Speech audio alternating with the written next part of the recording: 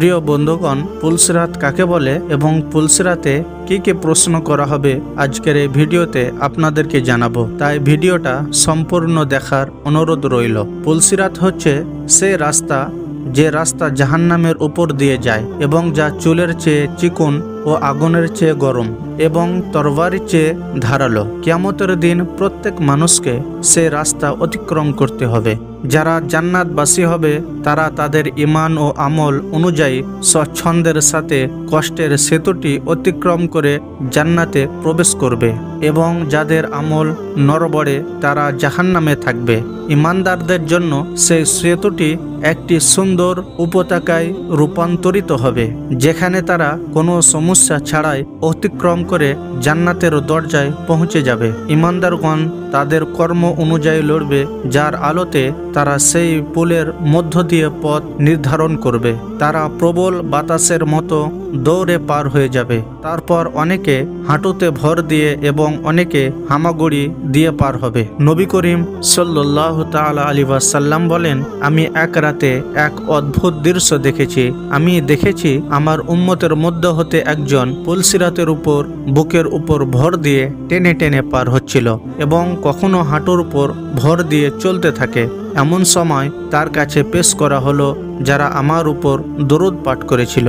সেই দরুদের ফজিলতের কারণে সে উঠে দাঁড়াতে সক্ষম হয় এবং দ্রুত পুলসিরাত পার করতে পারে। আখিরাতের সময় অনুযায়ী পুলসিরাতের দূরত্ব 3000 বছর হবে।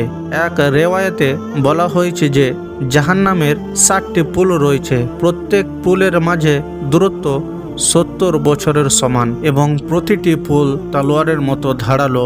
এর উপর দিয়ে অতিক্রমকারী দলগুলোর মধ্যে প্রথম দুটি চোখের পলকে পার হয়ে যাবে, দ্বিতীয় বিদ্যুতের মতো পার হয়ে যাবে, তৃতীয় দল বাতাসের মতো পার হয়ে যাবে, চতুর্থ দল পাখির গতিতে পার হয়ে যাবে, পঞ্চম দল ঘোড়ার মতো পার হয়ে যাবে ও ষষ্ঠ দল ধরে চলা মানুষের মতো পার হয়ে যাবে এবং সপ্তম দলটি পথচারীর মতো পায়ে হেঁটে পার হয়ে যাবে। তাদের সবার শেষে একটি দল অবশিষ্ট থাকবে। তখন তাদেরকে যেতে দেওয়া হবে। তারা পুলসিরাতে উপর তাদের পা রাখতে তাদের পা কাঁপতে শুরু করবে, তাই তারা হাঁটু গেড়ে বসে পড়বে।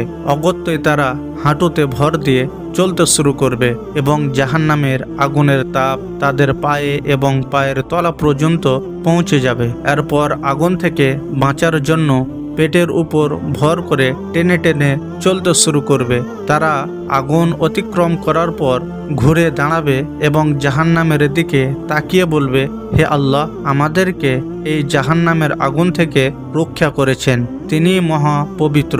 পুলসিরাতে 60টি ধাপে 60টি প্রশ্ন করা হবে। এই সেতুর প্রথম ধাপে আমাদের ঈমান অনুযায়ী প্রশ্ন করা হবে। আমাদেরকে ঈমানের আরকান সম্পর্কে জিজ্ঞাসা করা হবে, যার মধ্যে আল্লাহর প্রতি ঈমান, ফেরেশতাদের প্রতি ঈমান, পবিত্র গ্রন্থের প্রতি ঈমান, সকল নবী রসুলের প্রতি ঈমান, আখিরাতের উপর ঈমান এবং ভালো মন্দ, এই সকল প্রশ্ন করতে থাকবে। যখন কেউ এই সমস্ত প্রশ্নের উত্তর দিতে সফল হবে তখন তাকে পরবর্তী ধাপে পাঠানো হবে।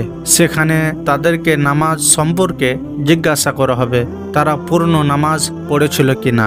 যারা তাদের নামাজ সঠিকভাবে আদায় করবে তাদের নামাজ তাদের জন্য একটি অনর হয়ে যাবে, যারা তাদেরকে পরবর্তী ধাপের পথ দেখাবে। অতঃপর তৃতীয় ধাপে তাদের জাকাত সম্পর্কে জিজ্ঞাসা করা হবে। যারা সব সময় সঠিকভাবে জাকাত আদায় করেছে তারা এই ধাপ থেকে পরবর্তী ধাপে একটি ঠান্ডা ঝড়ো বাতাসের মতো পৌঁছে যাবে। যেখানে চতুর্থ ধাপে তাদেরকে রমজানের রোজা সম্পর্কে প্রশ্ন করা হবে, যেখানে রোজা রাখা এবং কোরআন তেলাওয়াত সে ব্যক্তিকে সাহায্য করবে। এবং রাসূলুল্লাহ সাল্লাল্লাহু তাআলা আলাইহি ওয়াসাল্লাম বলেছেন, সে সময় রোজা বলবে, হে আল্লাহ, আমার কারণে এই ব্যক্তি সারাদিন ক্ষুধার্ত তৃষ্ণার্ত ছিল এবং নিজেকে নাফসের কামনা বাসনা থেকে বিরত রেখেছিল। হে আল্লাহ, তুমি এই ব্যক্তিকে ক্ষমা করে দাও। কোরআন বলবে যে সে আমার তেলাওয়াতের কারণে রাতে ঘুমায়নি, তাকে ক্ষমা করুন এবং আল্লাহ তাআলা তাকে ক্ষমা করবেন। এবং তাকে পরবর্তী ধাপে অর্থাৎ পঞ্চম ধাপে পাঠাবেন, যেখানে তাকে হজ সম্পর্কে জিজ্ঞাসা করা হবে। এবং এইভাবে সফল হওয়ার জন্য শারীরিক ও আর্থিকভাবে সক্ষম প্রত্যেক মুসলমানের তার জীবনে অন্তত একবার হজ করা প্রয়োজন। এখানে সফল হলে তাকে পরবর্তী ধাপ অর্থাৎ ষষ্ঠ স্থানে পাঠানো হবে।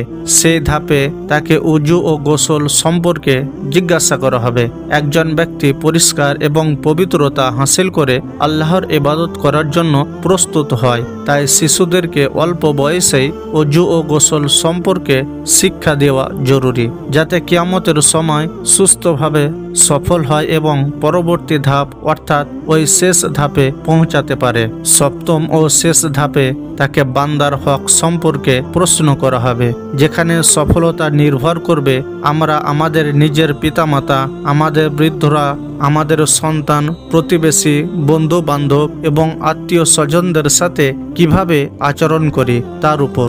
যদি কেউ অন্যের হক নষ্ট করে, যেমন সম্পদকে আত্মসাৎ করা, চুরি করা, ডাকাতি করা, কাউকে গালি দেওয়া, কারো গীবত করে, তাহলে তার জন্য এই ধাপ অতিক্রম করা খুবই কঠিন হবে এবং তারা তা অতিক্রম করতে পারবে না। কিন্তু যারা এই শেষ প্রশ্নের সঠিক উত্তর দিয়ে দেবে, তারা সেই স্থানে পৌঁছে যাবে যেখানে প্রিয় নবী সাল্লাল্লাহু তাআলা আলাইহি ওয়াসাল্লাম তাদের জন্য অপেক্ষা করতে থাকবেন এবং তাদের স্বাগত জানাবেন, যেখানে তাদের জন্য দুটি পানির ফোয়ারা থাকবে, যার পাশ হিরে জহরত দ্বারা তৈরি করা হয়েছে।